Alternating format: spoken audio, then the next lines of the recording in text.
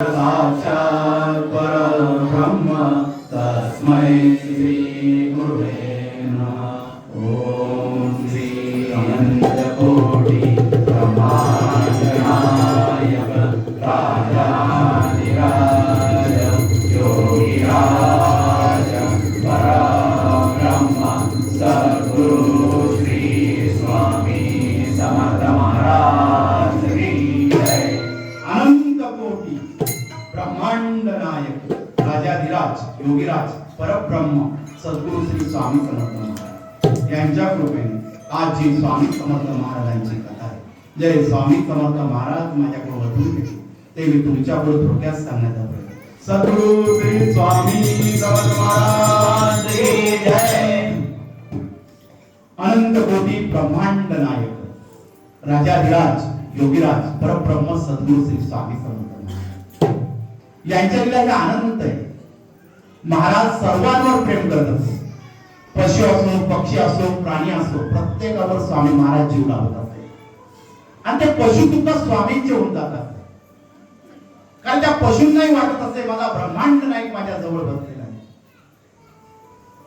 बंगाळ यांची माकडी नव्हती सुंदरी, ही पिसाळलेली होती आणि त्या बंगाराने सांगितलं हिला गोळ्या झाडून मारून टाका। आणि माझा ब्रह्मांड नायक वटवृक्षाच्या छायेखाली बसलेला होता आणि स्वामी महाराज म्हणतात मला दोघे शब्द बोलू। महाराज शब्द चाललेले होते आणि ती सुंदरी तिला बांधण्यात आलं आणि एका झाडाजवळ नेण्यात आलं आणि सुंदरीला गोळ्या घालणार तेवढ्या सुंदरी तिथून सुटून पळाली स्वामींजवळ आली। स्वामींचे चरण या सुंदरीने पकडले आणि स्वामींनी तिच्या डोक्यावर हात फिरवला आणि सांगता सुंदर आहे परत कोणाचं नाव घेताना ध्यान ठेव। आणि सुंदरी रडू लागली, तिच्या डोळ्यातून अश्रू येऊ लागले। महाराजांनी त्या सुंदरीला आपलंसं करून टाकलं होतं, ती स्वामींजवळ रडू लागली। काही दिवसांनी ती मरण पावली। आज सुद्धा तिची समाधी अक्कलकोट नाही, कारण की तो स्वामींजवळ झाला, तो स्वामीमय होऊन गेलेला आहे। कारण त्या ब्रह्मांड नायकाची कृपा कशी होती, महाराज कधी काय कृपा करतील कशी करतील हे स्वामींनाच माहित होतं। आणि स्वामींची लीला स्वामी महाराज जाणून होते। माझ्या भक्तावर कशी कृपा केली पाहिजे स्वामींनाच माहित होतं। काशीचे एक ब्राह्मण होता, दत्त महाराजांची सेवा करत होते। त्यांचा पंचांगावर खूप विश्वास होता, ते पंचांग बघत असे। त्यांच्या समोर जर कोणी येऊन बसलं त्याचं भविष्य ते पंचांगामधून सांगत असे आणि ते भविष्य जसंच्या तसं घडत असे। म्हणून त्यांच्याकडे खूप गर्दी होत असे। आजपर्यंत त्यांचं भविष्य असफल कधीच ठरलं नाही। पण एक भक्त त्यांच्याजवळ येऊन बसला, तुम्ही तर तुमचं लोकांचं भविष्य सांगता, मग तुमचं भविष्य काय? त्यावेळी त्या ब्राह्मणाने मान खाली घातली आणि सांगितलं माझ्या आयुष्यामध्ये मला मुलबाळ नाही, ते भविष्य मी पाहू शकत नाही। मी जर माझ्या पत्नीचं भविष्य बघितलं, जर त्याच्यात काही जर घडलं तो त्रास मला होऊ शकतो। पण त्यांच्यावर काशी दत्त महाराजांची कृपा झाली। काही दिवसातच त्यांच्या पत्नीला दिवस राहिलेले एक सुंदर मुलाने त्यांच्या घरामध्ये जन्म घेतला आणि त्याचा आनंद या ब्राह्मणाला इतका झाला की मला मूल झालं। म्हणून त्या आनंदात त्या भक्ताला सांगू लागले मी माझी कधीच कुंडली पाहिली नाही, माझ्या पत्नीची नाही पाहिली, पण माझ्या घरी बाळ झालं। तू ज्या दिवशी तो प्रश्न केला आणि भगवंताची कृपा झाली आणि मला एक मुलगा झाला। सुखाने संसार चाललेला होता आणि मुलगा 10 वर्षाचा होत आला आणि ब्राह्मणाच्या मनामध्ये आलं आपण आपल्या मुलाची कुंडली मांडूया आणि पंचांग पाहूया। मुलाचे नक्षत्र त्यांनी पाहिले आणि कुंडली लिहिण्यासाठी बसले। त्यांना 2 रात्र लागले विचार करता करता, कारण पंचांगामध्ये अनेक दोष त्यांना दिसू लागले आपल्या मुलाचे। पती जवळ आली आणि विचारू लागले अहो तुम्ही कोणाची कुंडली लिहिता? एका दिवसात कुंडली पूर्ण करता, 1 तासामध्ये पूर्ण करता। आज आपल्या मुलाची कुंडली आहे म्हणून तुम्ही 2-2 दिवस लावता। त्या ब्राह्मणाचा चेहरा पडला आणि पत्नीला सांगू लागला आपल्या मुलाची मी कुंडलीत बघायला नको होती. काय झालं? आपल्या मुलाच्या कुंडलीवर असा दोष आहे. हा 14 वर्षाचा झाल्यावर आपल्याला सोडून जाणार आहे, हा 14 वर्षात आपल्या जवळ राहणार आहे असं कुंडली त्याची दाखवते. ती म्हणजे खोटही ठरू शकतं. त्यात ब्राह्मण बोलू लागला, आजपर्यंत मी जेवढी भविष्यवाणी माझ्या पंचकामधून केलेली ती कोणतीच असफल झालेली नाही, हे सुद्धा खरं ठरलं. आता ब्राह्मणाला विचार करू लागला आणि त्याचा परिणाम त्याच्या धंद्यावर लागला, पंचांग पाण्यावर लागला. त्याच्याकडे येणारे लोक नाराज होऊ लागले, त्याला भविष्यवाणी नीट करता येऊ नाही लागली, मनस्थिती बिघडली. घरातलं वातावरण बघितलं, आजपर्यंत ज्या घरामध्ये आनंदाचे क्षण होते त्या घरामध्ये वाद चालू झाले, रोजचे भांडण चालू झाले, घरामध्ये आता मन लागत नाही. म्हणून ब्राह्मण दत्त मंदिरात येऊन बसू लागला आणि विचार करता करता तिथून निघाला आणि काशी विश्वनाथाच्या मंदिरात येऊन बसला आणि महादेवाच्या पिंडीवर पाणी टाकता टाकता आपल्या मनाचा विचार करू लागला. आणि त्यावेळेस श्रीपाद भट हे काशी विश्वनाथ झालेले होते आणि त्यांचं लक्ष त्या ब्राह्मणाकडे गेलं आणि ते महादेवाचं दर्शन करत असताना त्या ब्राह्मणाला विचारू लागले, बाबा फार विचारात दिसताय. त्या ब्राह्मणाने घडलेला वृत्तांत श्रीपाद भट्टांना सांगितला आणि श्रीपाद भट सुरू करत हसू लागले. ब्राह्मण बोलू लागला, अहो मी माझं दुःख सांगतोय. आज माझा मुलगा 10 वर्षाचा झालेला आहे, 4 वर्षांनी मला सोडून जाणार आहे आणि तुम्ही हसताय, मग का विचारता मला? श्रीपाद भट बोलू लागले, अहो मी यासाठी हसतोय, ज्या पृथ्वीवर ब्रह्मांड नायकाने अवतार घेतलेला आहे तिथं अशक्य शक्य होत असतं. तुम्ही काळजी कशाला करता? तुम्ही काशी विश्वनाथाच्या मंदिरात बसलात, दत्त भक्त आहात, मुलाचं नाव दत्तात्रय ठेवलेलं आहे, काही होणार नाही, काळजी करू नका. तुम्ही अक्कलकोट या, मी तिथं स्वामींच्या सेवेत असतो, मी स्वामींच्या लीला बघितलेली आहे, मी स्वामींच्या जवळ असतो, मी स्वामींना जवळून अनुभवलेले. तुम्ही एकदा या, स्वामी नक्की तुमची इच्छा पूर्ण करतील. काय बोलतात? हो, ज्या ठिकाणी या आकाशातले नक्षत्र आपली कुंडली मांडतात, माझे स्वामी त्या कुंडलीमध्ये नक्षत्रांचे रस्ते बदलत असतात. तो मला ब्रह्मांड नायक अक्कलकोट. तुमच्या कुंडलीमध्ये किती दोष असू द्या, त्या दोषांचं निवारण कोणी करत तर मला ब्रह्मांड नायक माझा स्वामी समर्थ महाराज करतील. तुम्ही एकदा स्वामीच्या दर्शनाला अक्कलकोटला या.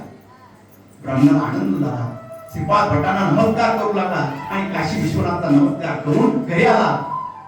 घडलेला प्रसंग पत्नीला सांगितला, घरातलं वातावरण बदललं, आनंदमय झालं. माणसाला कुठेतरी एक लिंक लागली आनंदाची आणि सुरुवात झाली तर माणसाचा आनंद फार वेगळा असतो. कारण की ब्राह्मणाला आता समजून चुकलेलं होतं की मला काशी विश्वनाथाच्या मंदिरामध्ये जो दृष्टांत झालेला आहे, म्हणजे मला माझ्या दत्तात्रय भगवंतांनी मला बोलवलेले, मी गेलंच पाहिजे. आणि त्या आनंदाच्या भरामध्ये पत्नीला त्यांनी सांगितलं, आपण अक्कलकोटला जाऊया आणि स्वामींची सेवा करूया. पती पत्नीनी आणि त्यांच्या आईनी आणि त्या मुलांनी सर्वांनी तयारी केली आणि अक्कलकोटच्या दिशेने रवाना झाले. संतांची संगत ही फार महत्वाची असते. माणसाला जर एकदा जर संतांची संगत लागली ना, आयुष्यात त्याला कधी काही कमी पडत नाही. कारण संत एक अशी गोष्ट आहे, तुम्ही जर त्याच्या नामस्मरणात गेले गुरुच्या आणि गुरुवर तुमची श्रद्धा मनापासून असते, आपल्या भगवंतावर असते, तर देव त्याला कधीच एकटं पडू देत नाही. एक साधू होता, रोज तपश्चर्या करायचा, स्वामींचं नाव घ्यायचा, रोज इतकं स्वामींचं नाव घ्यायचं, तो स्वामींच्या नावामध्ये तल्लीन होता. झाडाखाली बसलेला असायचा, फक्त स्वामी स्वामी एवढंच त्याच्या आयुष्यात दुसरं काहीच नव्हतं. तो एक दिवस त्या झाडाजवळून निघाला गावात भिक्षा मागण्यासाठी. पहिल्याच दिवशी त्याला इतकी भिक्षा मिळाली की त्याला घरी येऊन स्वयंपाक करायची सुद्धा तयारी नव्हती, कारण त्याला अन्नदान तिथं मिळालेलं होतं. त्या आनंदाच्या मनामध्ये लहरी त्याला येऊ लागल्या आणि नाचत निघू लागला. माझ्या स्वामींनी माझ्यावर कृपा केली, आज मला पोटभर जेवण मिळालं, स्वामींचं नाव घेऊन निघू लागला. आणि एक पती पत्नी समोर येत होते. येत असताना पावसाळ्याचे दिवस होते त्या नवीनच लग्न झालेलं होतं, 4 महिने होते त्यांचे लग्न. स्वतः वल्ल झालं चाललं, पण आपली बायको ओढली नको व्हायला म्हणून तिच्या डोक्यावर त्यांनी छत्री पकडलेली होती. ती पुढे चालत होती, त्यांनी मागून छत्री पकडलेली होती आणि हा स्वामींच्या नावामध्ये समोर आला आणि इतका स्वामींमध्ये गुंग झालेला होता. समोर एक खड्डा होतं, ते पाण्याने भरलेलं होतं. तो स्वामींचं घेऊन नाचता नाचता त्या खड्ड्यामध्ये पडला. त्या खड्ड्यातलं पाणी त्या येणाऱ्या जोडप्यात त्या पत्नीच्या अंगावर साडीवर पडलं आणि साडीवर पडल्यावर तिच्या नवऱ्याला इतका राग आला. तो बोलला, आता या बाबाकडे पाहतोस. त्यावेळी तिच्या पत्नीने त्याला थांबवलं. अहो दावड्या, तो स्वामींचं नाव होतं, का उगाच त्याच्या नादी लागताय? नाही, आज मला याचा भेद पाहावाच लागेल. त्यावेळेस तिच्या नवऱ्याने त्या साधूच्या 2 कानामागं दिल्या आणि त्याला ढकलून दिलं. तो खड्ड्यामध्ये पडला, तिथं रक्तभंबाळ झाला. हा घरी आला रागाच्या भरामध्ये आणि साधू तिथून उठला आणि रडू लागला आणि स्वामी तो गराण करू लागला, स्वामी मी तुमचं नाव घेतो, मग माझ्या रथात प्रसंग का घडला? आणि स्वामींना भांडू लागला. त्या ठिकाणी स्वामी आपल्या वटवृक्षाच्या छायेमध्ये बसलेले होते. महाराज म्हणतात, अरे काळजी नको करू, आम्ही आहे, तू तुझं काम कर, नाचत राहा. महाराज एवढे शब्द बोलले आणि हा रडत राहिला. रडत राहिल्यावर इकडे नवरा बायको घरी आले. घरी आल्या हा घरामध्ये आल्यावर अचानक चक्कर येऊन पडला. चक्कर येऊन पडल्यावर तो बेशुद्ध झाला. काहीच बोलू नाही लागला. त्या ठिकाणी कोणी म्हणतो गेला, कोणी म्हणे आहे, कोणी म्हणतो वैद्याला बोला. खूप गर्दी झाली. गर्दी झाल्यावर एक मुलगा तिथं होता. त्या मुलाने सांगितलं, याला एका साधूने श्राप दिला म्हणून अशी परिस्थिती निर्माण झाली. मग ते सर्व लोक चिडले. त्या साधूला आत्ताच्या आणा, त्याला मारून टाका, त्याला मारा, त्याला हे करा. सर्व लोक जोडून काढू लागले. तो बेशुद्ध तसाच पडलेला आहे, तोंडातून फेस येतोय. आणि त्यावेळेस त्या साधूला तिथं आणलं, त्याच्या कानात पडू लागलं, मारा झोडा, मारा झोडा. साधूने वर आपल्याला सर्वांना शांत केलं आणि त्या मुलाने घडलेला प्रसंग सांगितला. हा साधू नाचत होता, याच्या अंगावर पाणी त्याच्या अंगावर पडलं आणि त्यावेळेस आमचे मालक चिडले आणि मालक चिडल्यावर त्यांनी याच्या कानामागे दिल्या. त्या साधूने श्राप दिला. परत साधूने सांगितलं, काय घडला प्रसंग सांग. मालक चिडले म्हणून माझे मालक चिडले, यांच्या आमच्या मालकीबाईच्या अंगावर पाणी उडालं म्हणून मालक चिडले आणि त्यांनी याच्या कानामागे दिल्या. यांचा अंग रक्तबंबाळ झालं. साधूने श्राप दिला. मग साधू बोलू लागला, एक सांग, त्या महिलेच्या अंगावर पाणी पडलं तर हिच्या मालकाला किती राग आला. यांनी तर माझ्या 2 काना मागे दिल्या, मला रक्तबंबाळ केलं, तर माझ्या मालकाला किती राग येईल हे मला सांग. त्यावेळेस सर्व बघत राहिले आणि सर्वजण विचार करत राहिले. त्याला तो मालक आहे, तो आपल्या भक्ताची काळजी करत असतो.